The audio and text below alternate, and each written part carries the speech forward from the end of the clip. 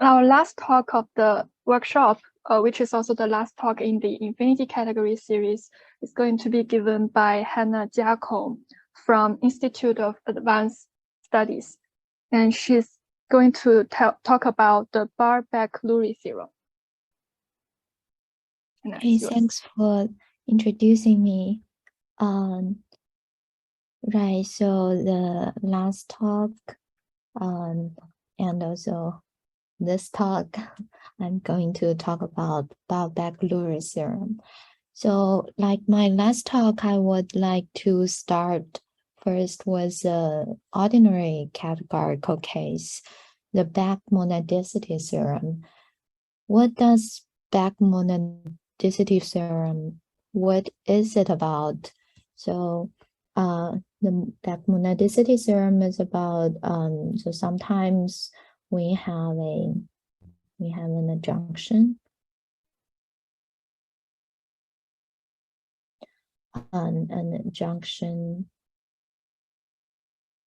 between category C and D.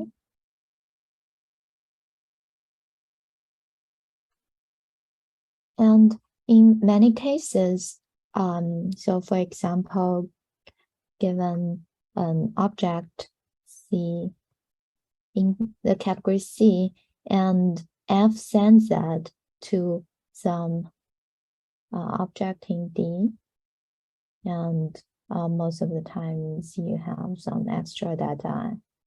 And Beck monadicity theorem discuss the question. So I have this direction, and when the converse is also true, so given an object D with some extra data, how can I get an object in the category C? So that is very not rigorously, but roughly what Beck monadicity theorem discussed. And let me do two examples, talk about two examples. So the first example, which I'm not very familiar with, it's an algebraic geometry example. It's about the faithfully flat sum.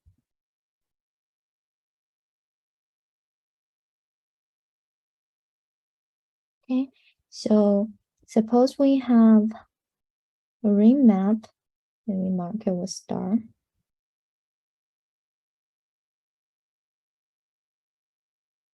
Map of commutative rings.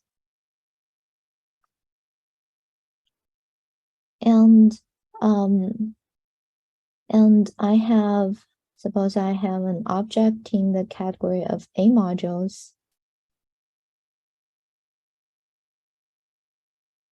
I can apply the functor, the base chain.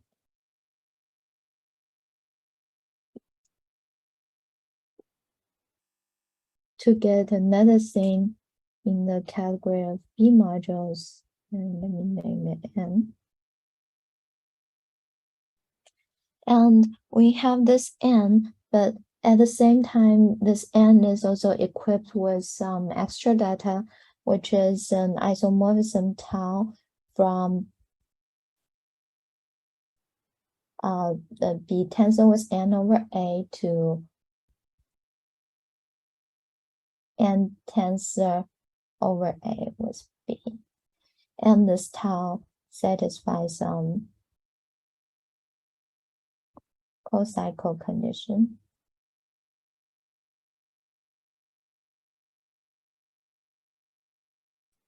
Okay, and the faithfully flat descent tells us that if this map star is faithfully flat, then you can also do this in the other direction. So if I have something here, if I have a B module together with such an isomorphism, such an equivalence, well, here, isomorphism given satisfying some co-cycle condition, then I can find some a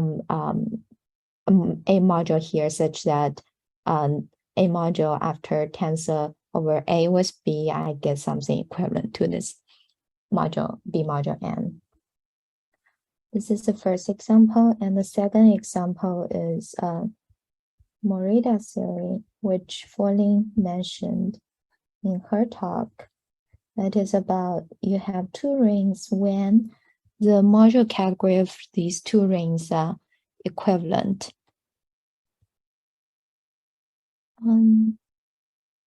Okay, and so suppose R is a commutative ring,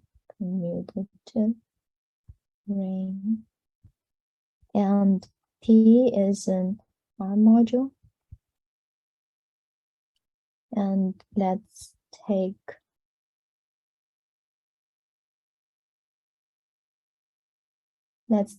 another ring S to be the endomorphism of P inside the category of R modules.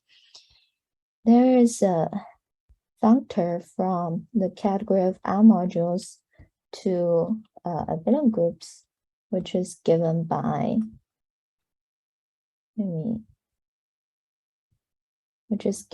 taking home and send some R module Q to PQ. Okay, and notice that as X on the target of this this map, home RP, Q, and when P is a finitely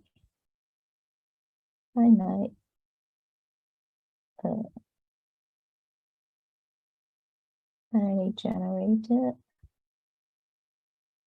projective generator. This is also sometimes called a progenerator. Then you also have the converse. That is another way of saying it is that the R module is equivalent, the category of R module is equivalent to this and this S module or an RP module. So these two rings, this ring and this ring, they're Morita equivalent. And we will see later that these are both cases of special case of back monadicity theorem. Okay, so now I want to talk about the monadicity theorem, but to do that, we need some preliminaries. And the first thing we need to know to talk about that monadicity theorem is monads. And if you search what monad is on the internet, then you find many computer science people ask this question. And yeah, one explanation I find from these computer science discussion string is that a monad is a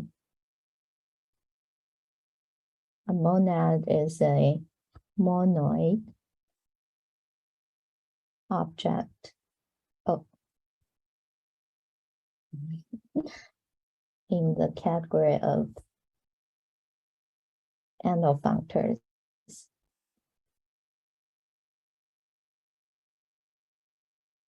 Which is exactly what monad is.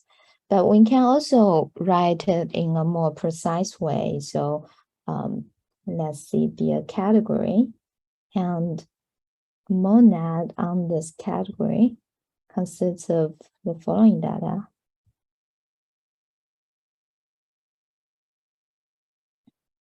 So I have something T, this is a monad in the endomorphism the category of AND functors of C.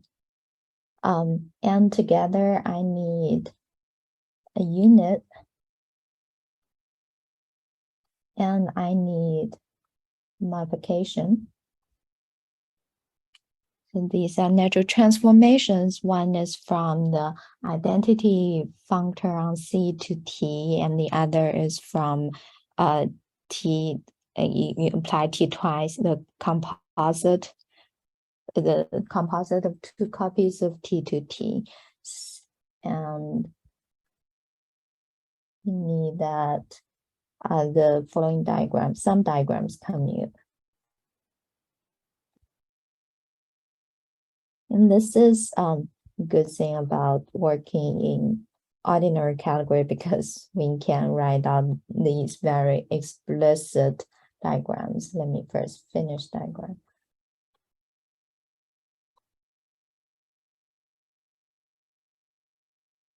And another one.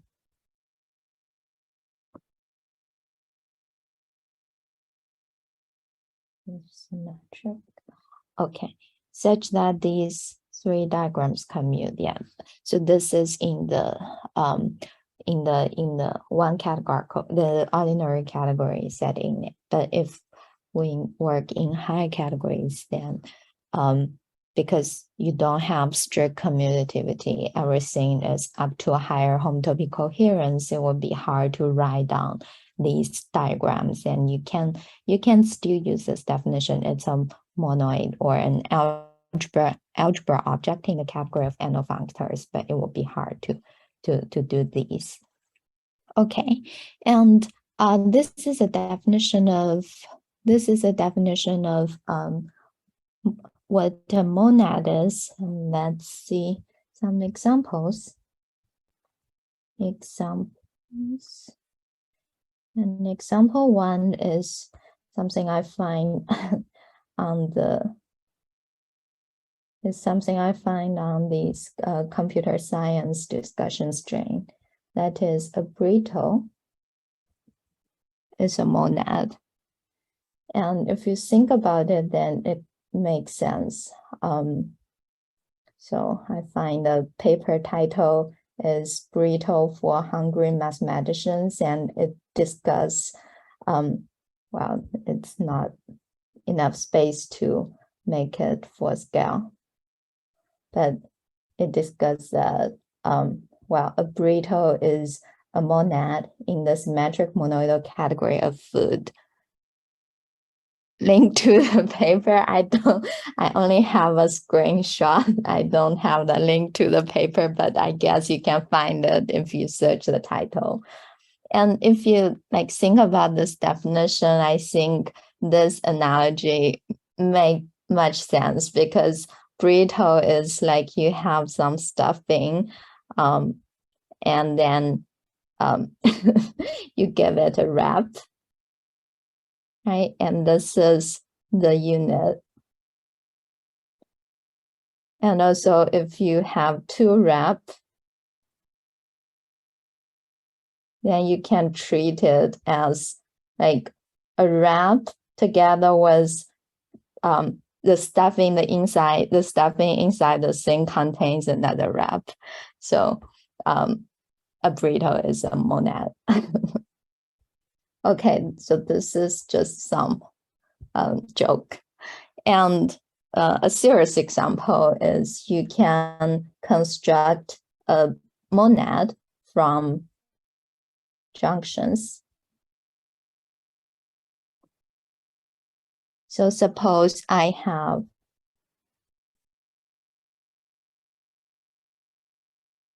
a junction,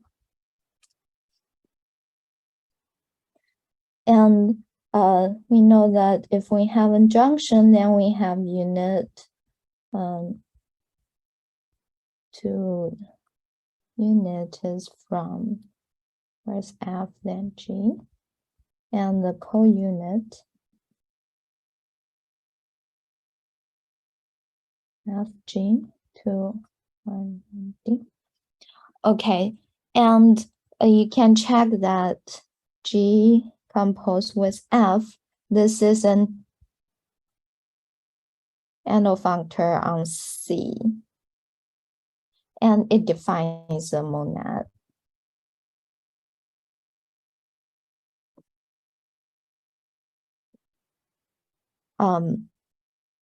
The modification, that's GF, you compose it and map to GF. This map is given by the co-unit map. And the unit map, well, it's a unit map. It's a unit map associated to the junction. And maybe some small exercise you can do here is check the diagrams commute.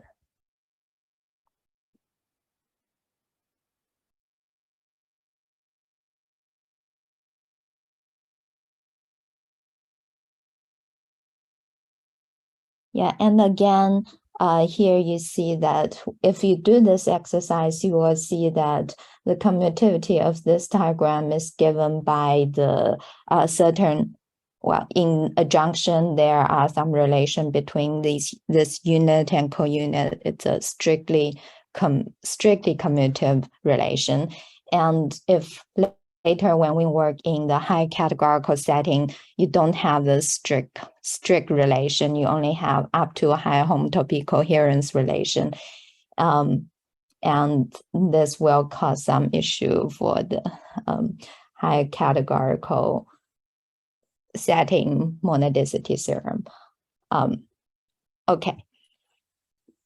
And monad, next thing is when we have a monad, when we're given a monad, we can talk about modules or algebras over the monad.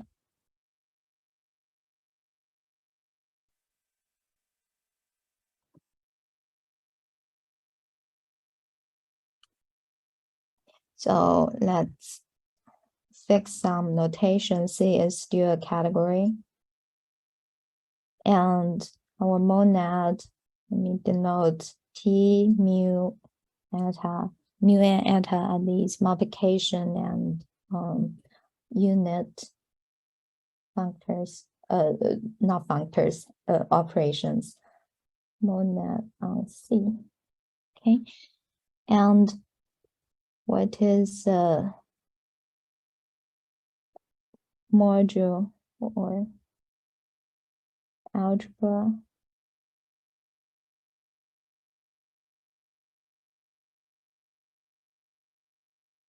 Over T. The definition is the following. So first, it's an object in C, and it has an action. Let me name it M,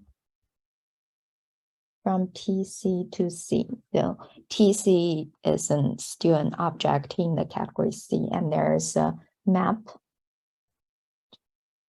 There's a map from TC, a morphism from TC to C. And these satisfy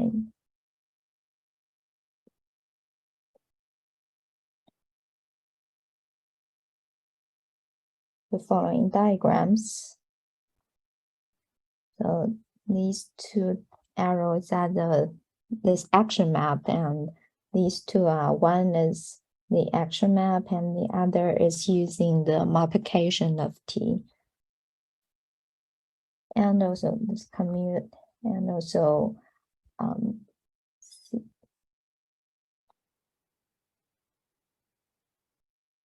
this commute.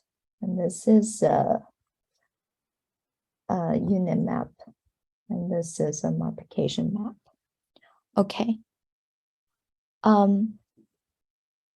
And this is a definition of a module or an algebra over T. I will just call it a module over T.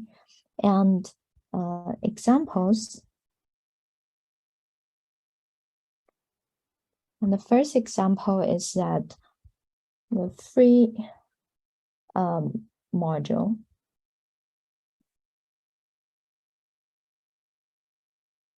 So TC is a monad, is a module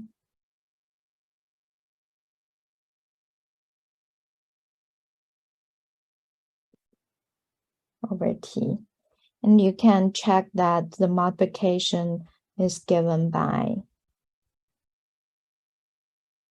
the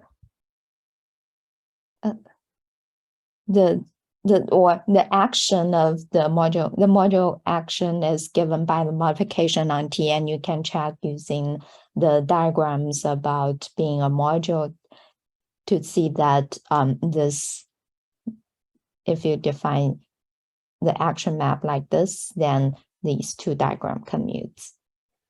Okay, and maybe another example, we have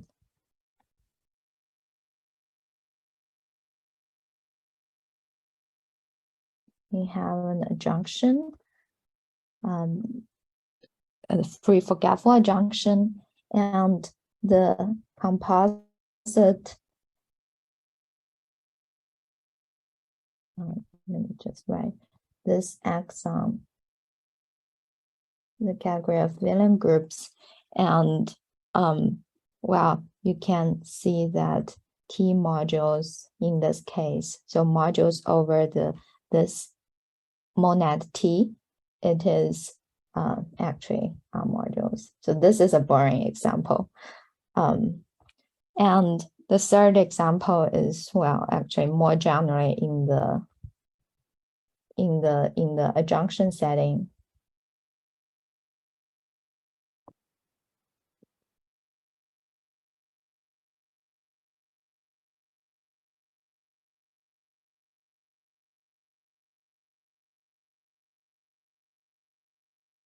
You can check that any object D in the category D, the image under G, it is a GF module.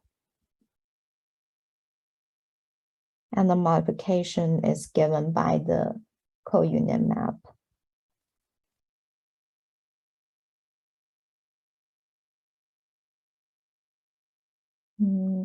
So you take FG to the identity. And this is a third example.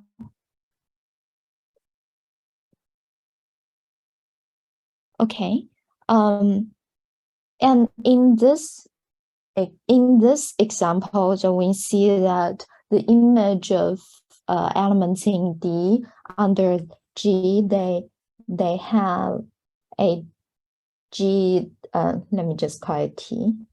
They have a T module structure, and it means that this functor G, it factors through the category of T modules in the category C. So it tells us that G factors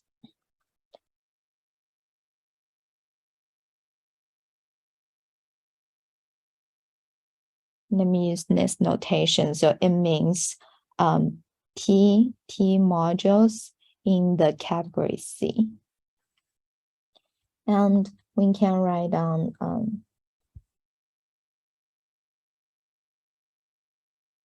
this factorization. So let me name it G bar. And this is you taking the forgetful functor. And this is, here it is times, well, let's not talk about this for now. Okay. And back monadicity theorem, well, I need to first say a definition. So we say that G is monadic if this map G bar is an equivalence.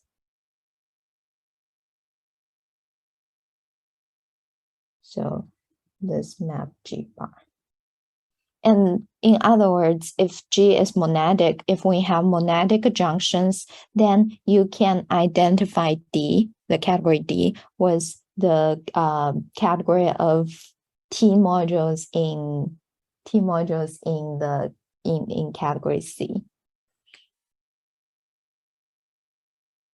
Okay, and also, yeah, maybe let me add a remark here. That is everything I just said, everything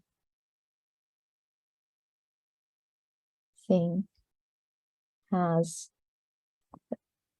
dual version. So here we talk about monad and modules over monad, and actually you can also do co-monad and co-modules over co-monad, just reverse the arrows. And also a junction here, this way we compose F with G in this order and we get a monad. But if you do FG instead, you will get a co-monad, such that everything is parallel, but you just reverse the arrow directions. Okay, now we can state the Barr-Beck monadicity theorem. Barr-Beck theorem.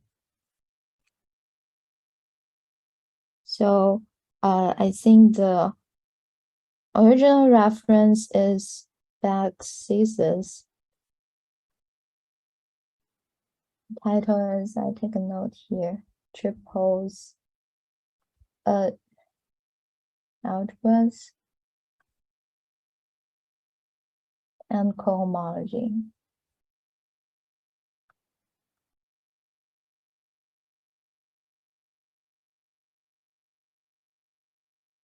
And you can also read it in McLean,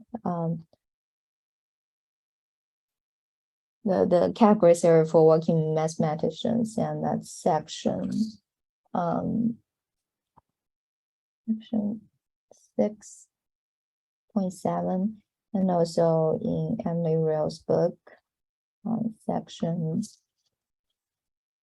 5.6. Okay, so some references. And it has different versions. It has a precise version and all variants of the crude version. So the theorem says that G is monadic if it satisfies the following. So one,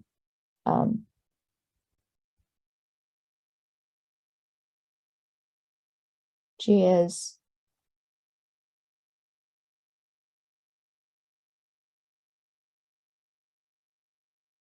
conservative.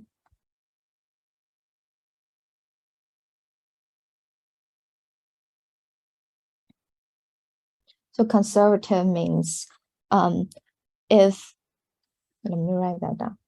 Conservative means if G applied to some morphism F is an iso, is an equivalence, then F is an equivalence. Okay, and the second condition, condition is where these variants happen. So variations happen. So we have, let me first write down the crude version.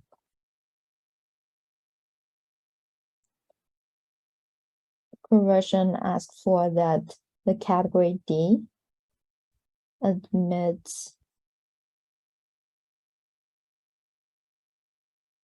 and G preserves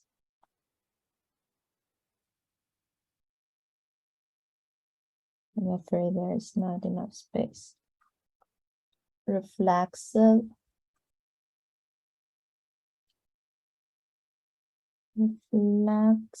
co-equalizer.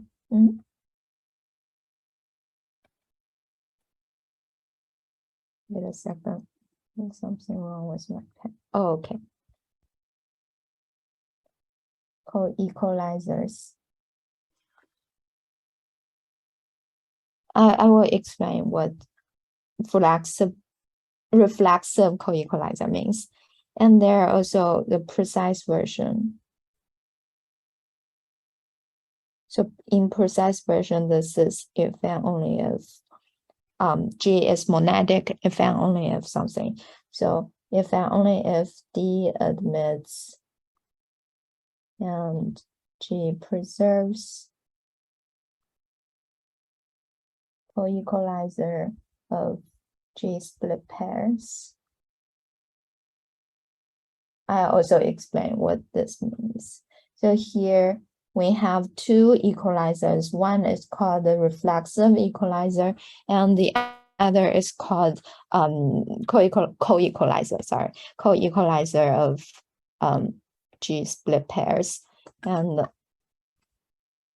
me explain what the meaning of these two co-equalizer means. So reflex. All right, something wrong with my pen. I want to fix it.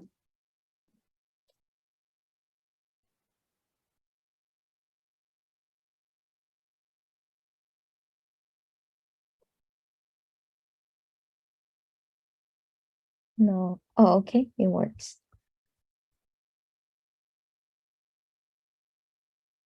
Reflexive co-equalizer.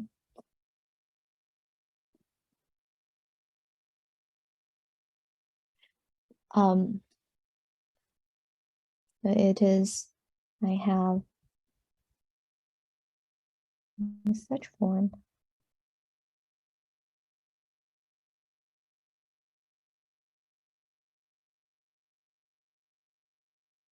This is a co-equalizer diagram.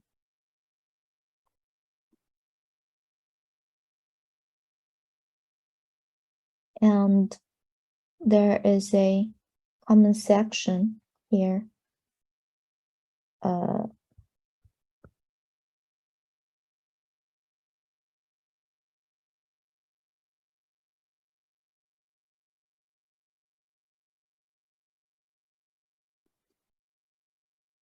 Okay, so right, so this is what a reflexive co-equalizer is, and the split co-equalizer.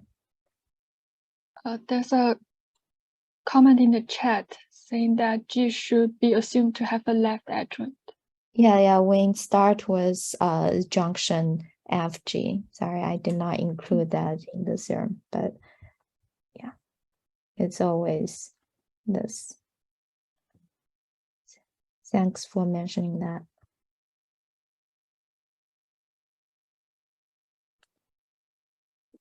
Okay, let's split co-equalizer.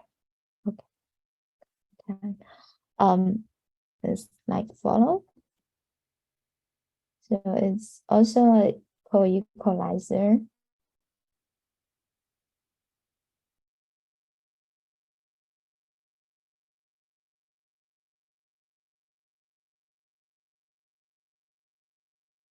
And this time we have back arrow here and a back arrow here, such that, let me label these arrows, F, G, S, E, T, such that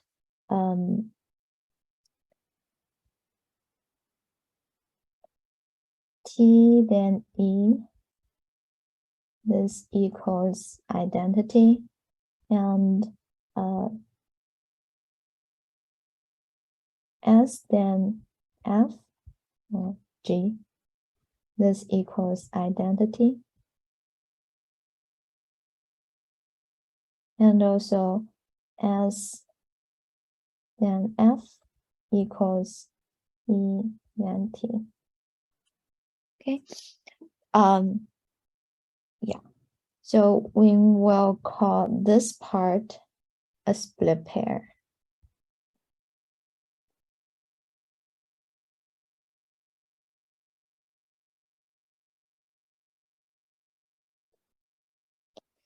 So here it seems that reflexive and split co-equalizers, the definition seems unnatural, but later in the high categorical case, we will see a cleaner version of these two things.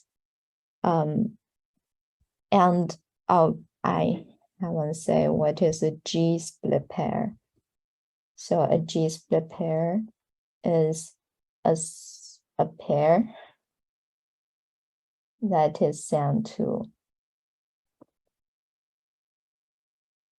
a split pair by G.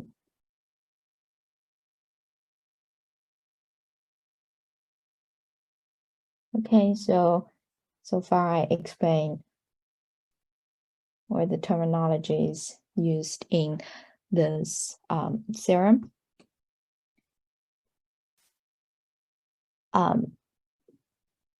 Yeah, so the theorem says that to summarize, you have an adjunction, and the theorem asks when. The question is, when can I identify the category C with the category D with the module category, the category of T modules in C, and that's what monadic means. And the theorem answers the question, says that when your G is conservative and then the G satisfy these conditions, then G is monadic, and also gives a if and only if condition. Okay, so next, I want to talk about the proof, or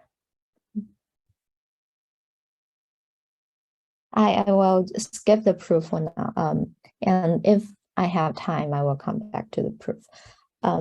So example in Morita theory. So this is the second example we saw at the beginning. So maybe let me copy paste it to here.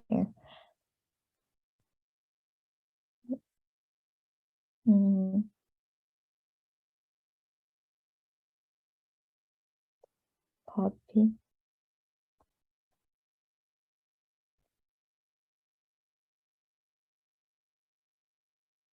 Okay. So this example is that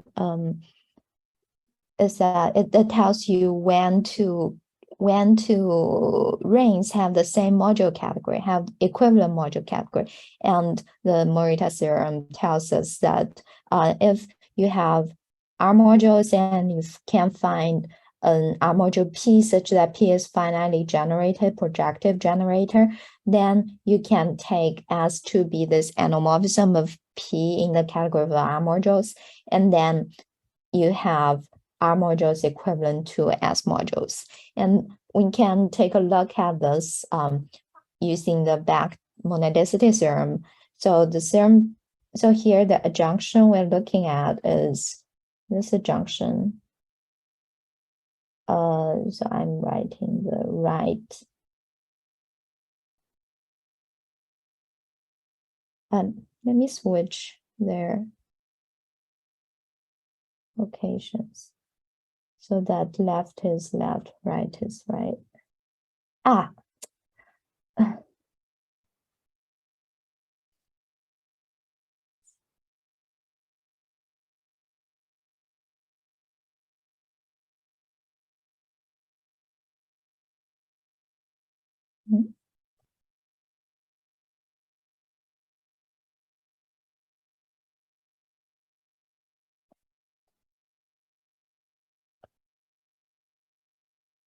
Okay, so we have this junction, and yeah, the first thing is that you can check that it emits a left join.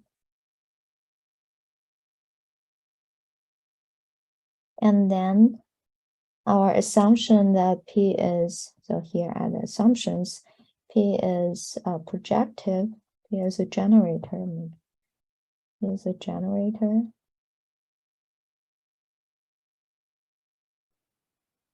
This implies that this home map is conservative.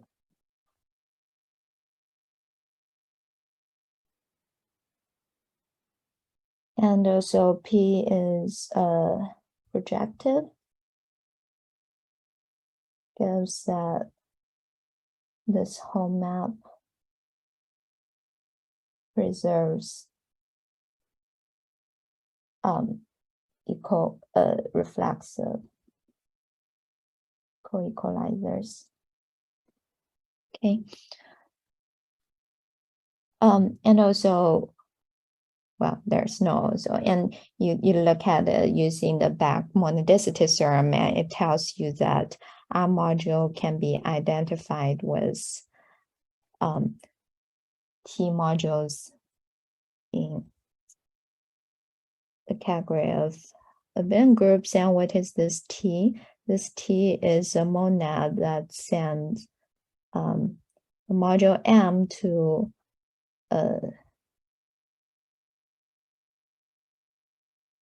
tensor M. And for example, TZ is sent to P, which is and P, and that's S. Okay, it sends Z to S. And you can check that this can be identified with S modules.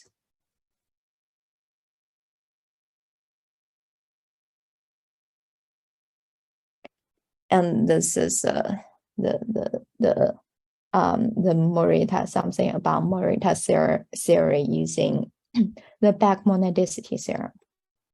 And now I want to talk about the back monadicity theorem in the higher categorical setting.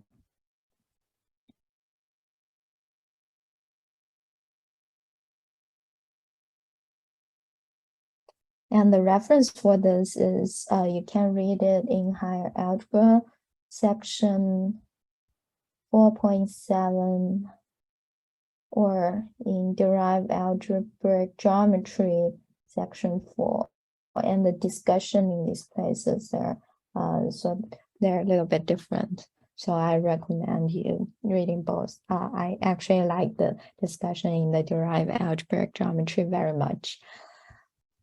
So we need to make some high categorical replacement of the things we talked about previously. And for the junction, we have learned that in this talk that so in higher categories, a junction is morphism from some infinity category M to delta 1, which is by Cartesian. And roughly you can think that the fiber over 0 gives C, and the fiber over 1 gives D, and the co-Cartesian gives you F, and the Cartesianness gives you D. Oh, sorry, not D. I want to say G. Okay, and this is the first thing, or maybe the 0th thing. And then let's think about the monadicity theorem. So first we need monad, and as mentioned before, a monad now you don't have, so for example, you can't just write down these very explicit diagrams and saying that monad is something that equipped with these two actions and satisfying all these diagram commutes because only two diagrams cannot, finitely diagrams cannot encode infinite hierarchy of coherence data. So instead, we just say a monad is an object in an algebra object in the category of anomorphisms C. And so let me write that down. So this diagram cannot encode infinite coherence data. Let me say finite diagrams. And also, yeah, we mentioned before things like in the adjunction, things that which guarantee your diagram commute, that a GF defines a monad, is that this is identity, but now you don't have this equals identity, you only has this is equivalent to identity. There's a homotopy, and also there is homotopy between higher homotopies, things like that. So you don't have strictly commutativity. No.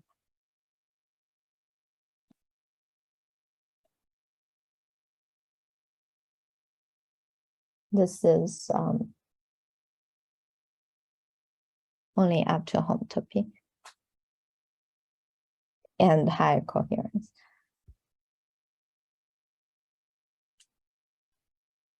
Put it in the bracket. Okay, so work a way to solve this is that we use that definition and say that a monad is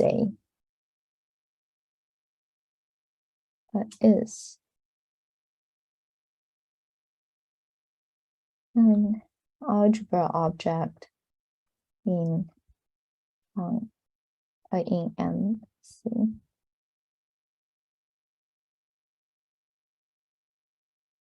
Okay, and the next thing is that we want to say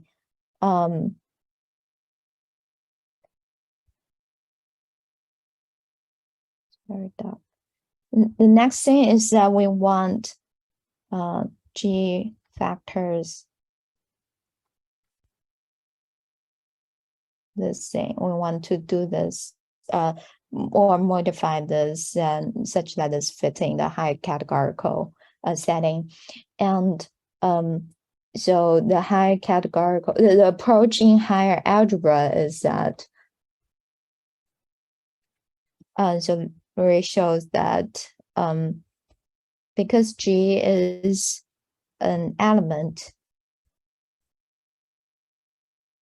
in the functor category from D to C, and anal functor of C acts on the same, and it's not hard to show that the composite G and F, this is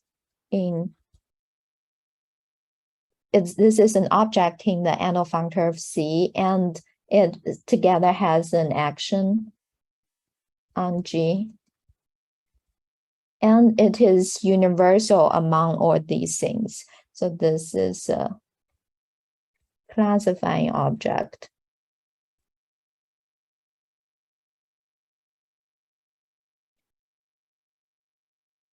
And because of this, and also some discussion in the first section of 4.7, you can show that G is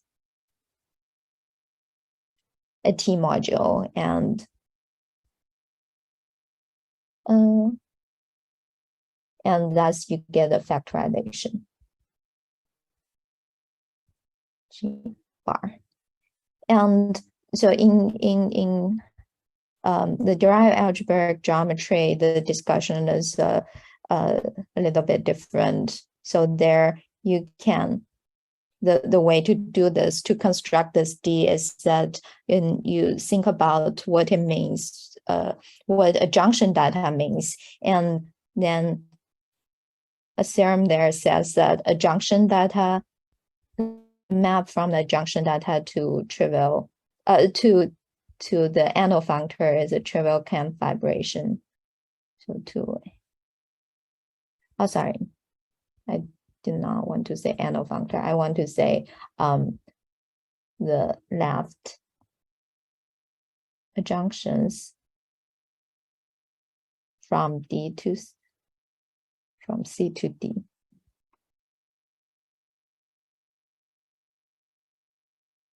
And therefore, such a junction. So if you have an a functor, a left junction, and from C to D, then you can find the junction data, and the junction data gives you a algebra object T in the anomorphism functor C in NC. Okay. And then the last thing is so here we have the monad, and we have this factorization G factors T monads in sorry, let me say that again. G factors T modules in the category C. And the last thing is that we want to prove G bar is an equivalence. So here we need to make some modification to the theorem conditions. And in the theorem conditions,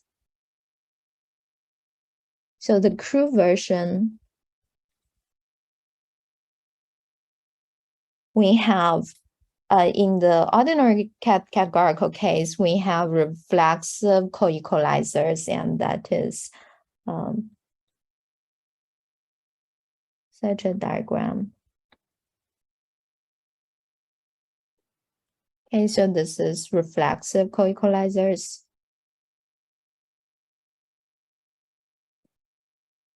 And what is a high categorical version of that?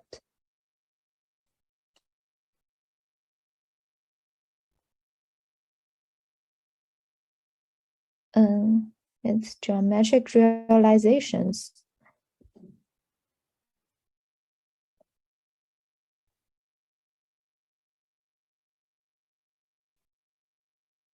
My pen is not working well today. I don't know why. And well, if you write down the simplicial object, then you can see this makes sense.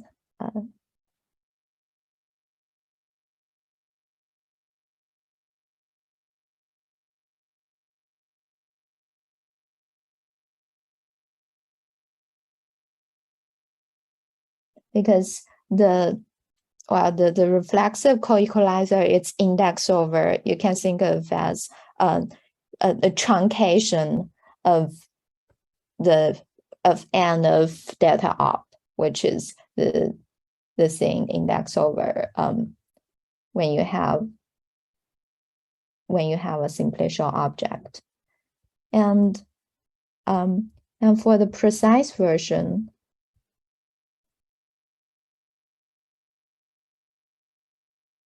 so previously we have split co-equalizers.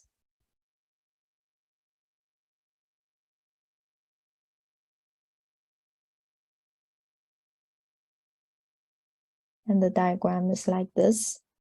And the higher version is called the split simplicial diagrams. And for that, I need to define a variation of the simplicial category. So the variation, the notation is like this, and its objects are you have it for all integers for all integers that greater or equal to -1. and these are represented by, sorry, this is an empty set.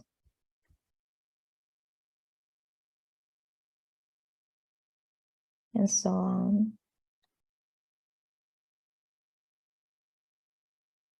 Okay, and the morphisms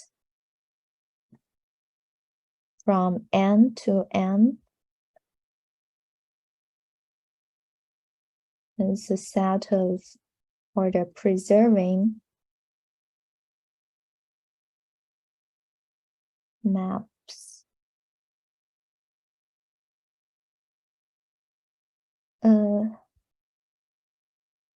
from the same and adjoint union negative infinity to M union negative infinity, that's and infinity to negative infinity to negative infinity. Okay, so these are, this is the split simplicial. I don't know what name it's given, but this is a category that our split simplicial diagrams index over. And the definition of a split simplicial diagram is simplicial diagram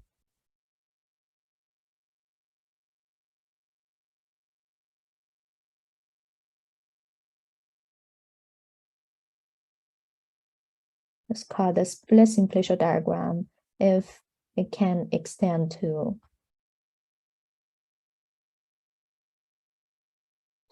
this n negative delta negative infinity. And maybe a way to see why this is a high categorical version. The split simplicial diagram is a high categorical version of split co-equalizers. You can check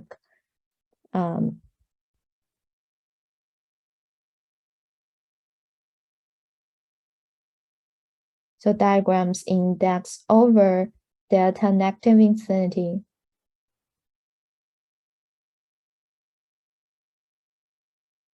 gives split co-equalizers in ordinary category.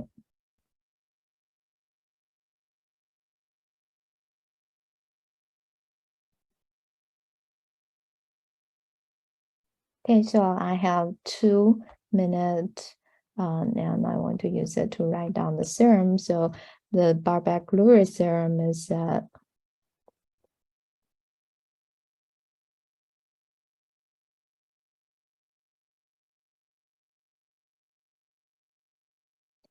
if I have a junction, oops,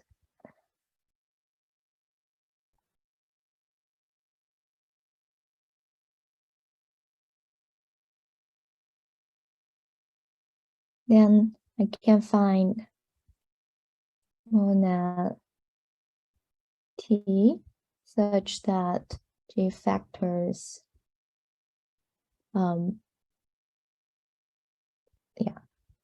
G factors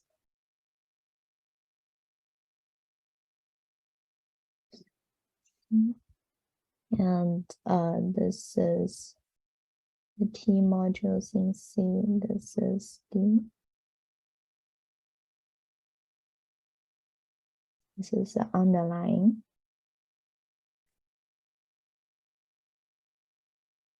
And G is a equivalence,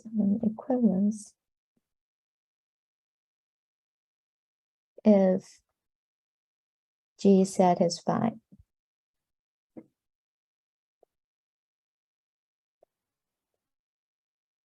The following, so 1 is conservative, and 2 is, let me just write down, well, I can write down both versions, the crude version. That's D omit and G preserve geometric realization.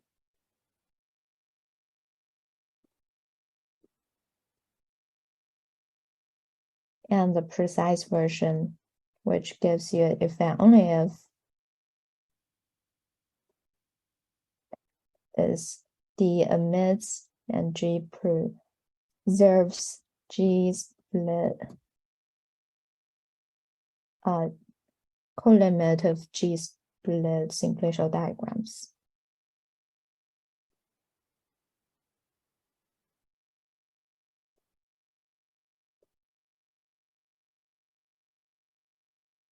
Okay, so that is the infinity-categorical version of the Barr-Beck-Lurie theorem, and so I'm going over time, but I still want to say that in the high category, in higher algebra section 4.7.5, there is a application of this theorem using the descent theory, and also you can use it to show that if you have two categories and they're both, you can use monadicity to identify them with some modules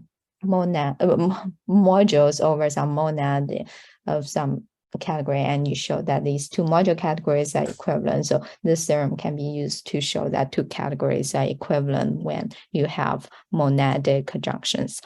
Okay, I stop here.